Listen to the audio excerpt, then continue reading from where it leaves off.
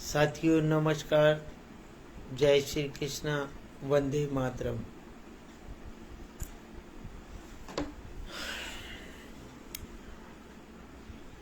बहुत दिन हो गए थे, आपसे मुलाकात नहीं हो पा रही थी, तो सोचा आज कर ही लेता हूँ।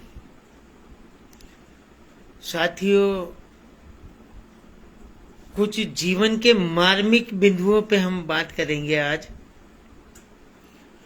एक सिक्का होता है, सिक्के के अंदर एक होता है हेड और एक होता है टेल। हमारा आज का विषय यही है कि head connected with tail, head और टेल के खेल को समझना। इस खेल के अंदर कोई है पास तो कोई है फेल। बड़े बड़े हार गए इस खेल में। हेड या टेल एक फिल्मी गाना है, आपने सुना होगा, गोविंदा की फिल्म है हेड या टेल। कोई है पास तो कोई है फेल, बड़े बड़े हार गए इस खेल में, हेड या टेल। मैं आपको एक बात बताऊं, एक पिक्चर आई थी, बहुत ही फेम पिक्चर थी, शोले। शोले में अमिताभ बच्चन के पास एक सिक्का होता है। उस सिक्के का राज धर्मेंद्र को अमिताभ के मरने के बाद पता लगता है। जय होता है अमिताभ बच्चन और वीरू होता है धर्मेंद्र। जय मरता है जब उसके हाथ में वो सिक्का होता है, मुट्ठी के अंदर बंद होता है। जब वो मरने के बाद गिरता है तो पता चलता है कि इसने मुझे कैसा मामू बनाया। मेरी जान बचाने के लिए इसने हेड भी वही रखा और टेल भी वही रखा। दोस्तों, वैसे तो किसी एक पक्ष का होना सही होता है। दो पक्ष में आदमी, दो नाव में आदमी डूबता ही डूबता है। अमिताभ बच्चन की एक पिक्चर है कुली, उसके अंदर हमने देखा कि अमिताभ बच्चन आमलेट बना रहे होते हैं और वो हीरोइन ऊपर से रेडियो का वॉल्यूम चेंज कर देती है। तो वो जैसे आमलेट डालता है तो वो चैनल बदलती थी, वो योगा के लिए बताना शुरू कर देता है। अमिताभ बच्चन योगा करने लग जाते हैं। वो जैसे ही एक टांग गले पर डालते हैं, फिर वो आमलेट का चैनल लगा देती है, तो वो आमलेट की प्रोसेस करने लगते हैं। जैसे दूसरा प्रोसेस करते हैं, वो फिर चैनल बदल देती है। अमिताभ बच्चन अपनी दूसरी टांग गले में डाल लेते हैं। ना तो आमलेट बनता है, ना योगा होता है, टांगे गले में फंस जाती है। दो नाव में कभी नहीं बैठना चाहिए, एक मत रखना चाहिए आदमी को। और उसी के संदर्भ में मैं आपको बताने जा रहा हूं।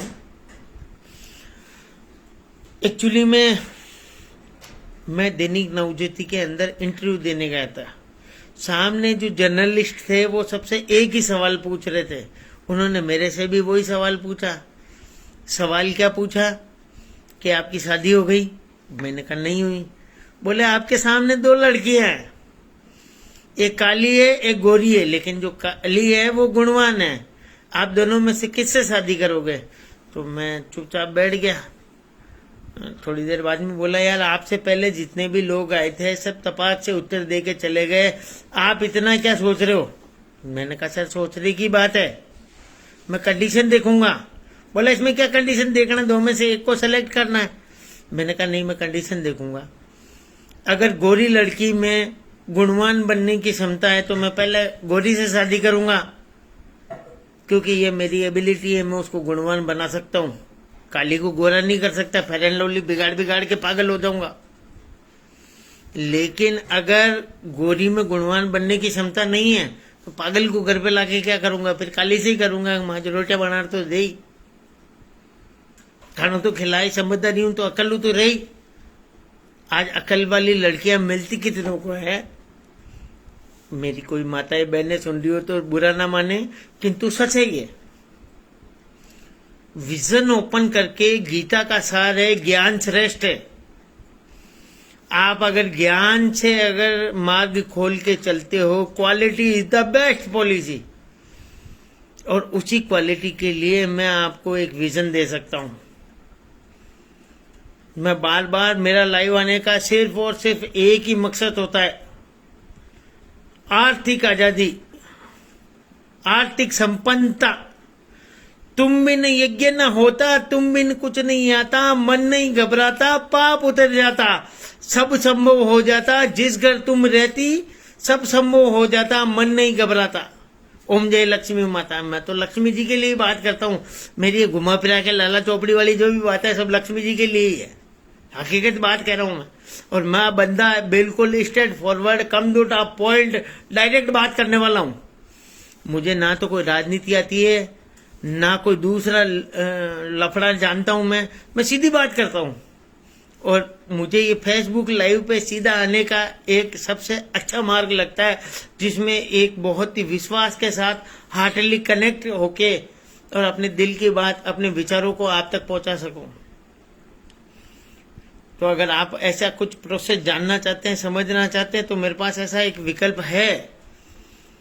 मैं आपको with proof, with result, with सारे डाटा के साथ आपको मैं बता सकता हूँ, समझा सकता हूँ। बाकी देखना, समझना, ये सब आपके ऊपर है कि आप देखें, नहीं देखें, करें या नहीं करें। क्योंकि मैं तो कर रहा हूँ, मेरे घर में इनकम आ रही है और मैं अच्छे से कमा रहा हूँ। और मुझे इस बात की खुशी है कि आप मुझे समय निकाल कर सुन रहे हैं। ये मेरा अहोभाग्य है, मेरा सौभाग्य है, मेरे लिए वरदान है कि आपका स्नेह और प्यार मुझे हमेशा मिलता रहा और आगे भी मिलता रहेगा। इसी के साथ शुभ रात्रि। जय हिंद, जय भारत, जय माता जी।